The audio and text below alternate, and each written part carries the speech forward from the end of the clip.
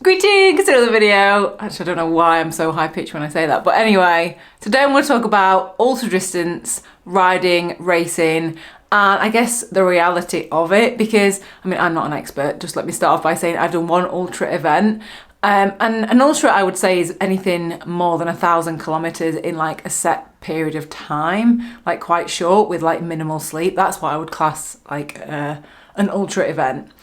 So mine was All Points North that I did last year, and that's where I was at this weekend, cheering all the riders off, and it just got me thinking about, I guess, the reality of it. I don't think I ever really went into it with you, like what went into it, like the recovery of it, and I thought it might be helpful for people that have seen this event, and it's an amazing event, by the way, if you want to enter.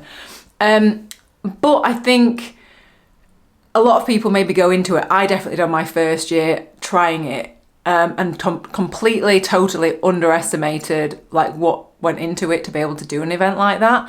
And so I just wanted to share some of the pros of doing an event like that, and then also some of the like harder things that you don't necessarily see, because I think it's so easy to see on Instagram like all the people crossing the finish line and being like, that looks amazing, I want to do that.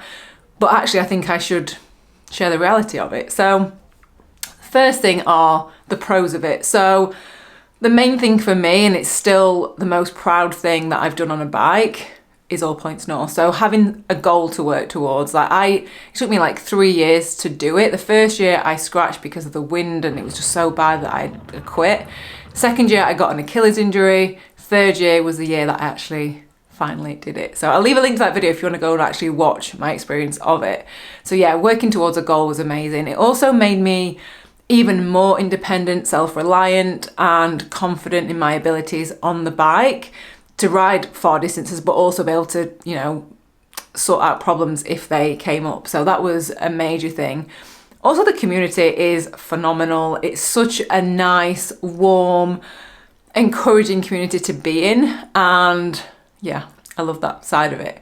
However, let's get on to some of the, not drawbacks, but some things that you need to be aware of. So the time that goes into preparing for an event like that.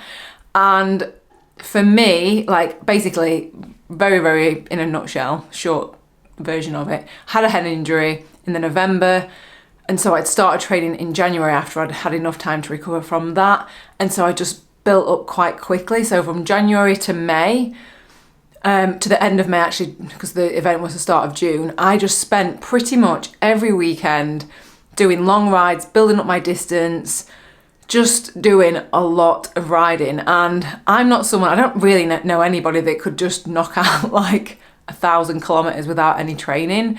But for me, like I wanted to do it so badly because I'd had those what's the word? I basically couldn't do those events before. So I was like, I was so blinkered and I was so determined to do it. I would do anything to be able to finish this event. And so, yeah, that took me so much time. So just be prepared to spend a lot of time, especially riding on your own, because not many people want to come out and do 500 kilometers with you or 600 kilometers in the hills. So just bear that in mind. And also, like looking back, and I think that's why I've not really done a lot like that this year, I turned down so many other things to be able to focus my time to do these huge rides, and I can't do that every year. I don't want to do that every year. Like I turned down like so many like social things because I was just like, no, I'm doing, and it got to the point where people was like, you're riding, aren't you? I'm like, yes, I am.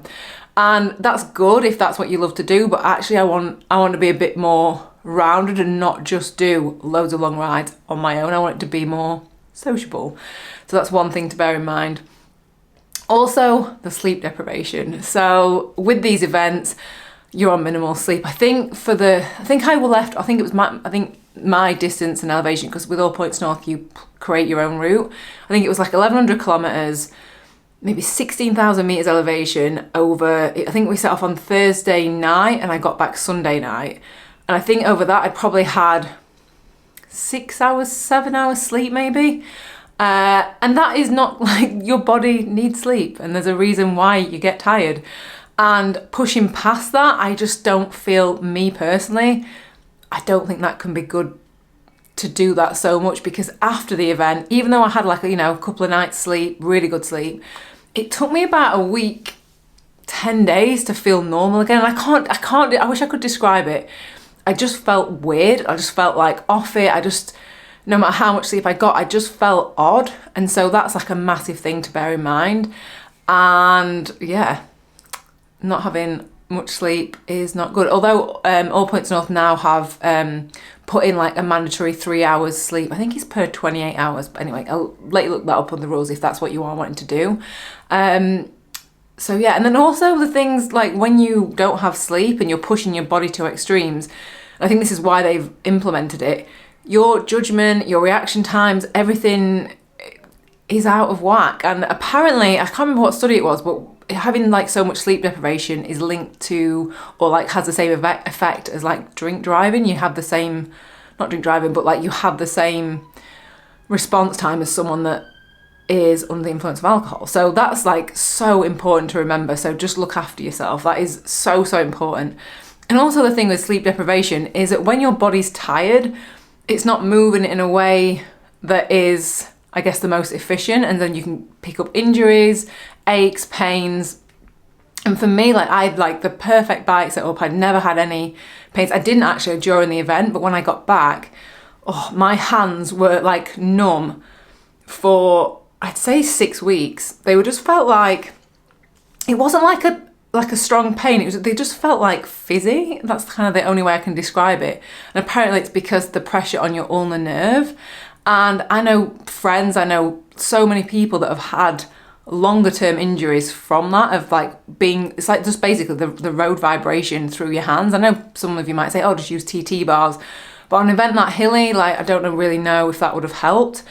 And it's just kind of, I don't know whether it's just solving a problem that actually doesn't need to be solved, because actually, do you really want to, I don't know, push your body to that extreme? And I think from having that, like, it was weird because I didn't know how long it was going to last. And finally it did go. And then it was at that point I was like, I don't think this is for me, because for me, it crossed over a point of like pushing myself, doing something that I'd always wanted to do. And yeah, I just felt like it crossed the line into like actually damaging my body and like it being detrimental. Because I always think of cycling as something that's fun, something that's social, something that helps you get fit, helps your body. But I think for me personally, like pushing my body to that length, it was just too much. I just don't ever want to do myself damage like longer term just for the sake of my ego wanting to be able to do a longer event. And that is just me personally. If you do whatever you want to do, but I'm just sharing what I feel about it. And I think that's why I've not had anything like set or big planned this year. I think actually it just took a lot out of me. Like if you look on my Strava, like after that event, I didn't ride or do really anything for a good 2 months, because I was just like, it's just taken so much of like my time and planning to be able to do an event like that. And the anxiety that goes with it, honestly, like the weeks leading up to it, I was so like nervous and planning for every eventuality. I was checking the weather all the time, and it's kind of fun, but equally that's why I've not really done much this year. I'm like, I just want to ride what I want to ride and not have any pressure on myself.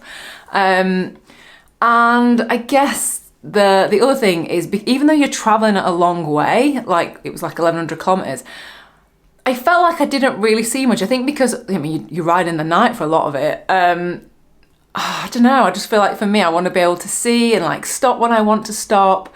And yeah, it was just very rushed. I felt like you're kind of just riding it for me anyway, it was kind of just getting like to finish it, which is not really the reason why I want to ride. I don't go out on my bike to ride just to get home. And I felt like for me, that's what it had kind of become. And it sounds really negative. I have to be honest with you, because I don't want any of you to kind of see all this. And I did it as well. When I saw all the riders setting off at the weekend, I was like, I want to do it again. And then when I remembered, actually, no, that took me months of like time to build up to that. The thing with my hands afterwards, it was just a lot. It's a lot to put on your body. And again, it's totally up to you. If you've got any that you actually want to sign up for, let me know. If you are used to doing this, maybe it's just because I did one. Maybe if I did another one, I'd get more used to it. But I think for me, I just don't want to take the risk with my hands or like getting something longer term injury. I like doing longer distance stuff, but maybe just not the ultra stuff. So yeah, I hope you found that helpful. If you've got any questions about it, honestly, leave them in the comments. I will try my best. And there's so many of you that are doing like longer distance ultra things that you might be able to help as well.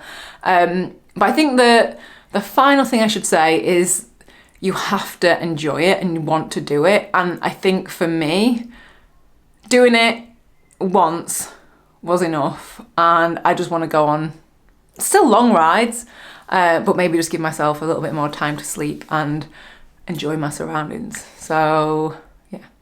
Although now I've been thinking about, I'm like, oh, do I want to do All Points North again? Do I want to do another ultra? I don't know. We shall see. But yeah, all right. Thank you so much for watching. Goodbye.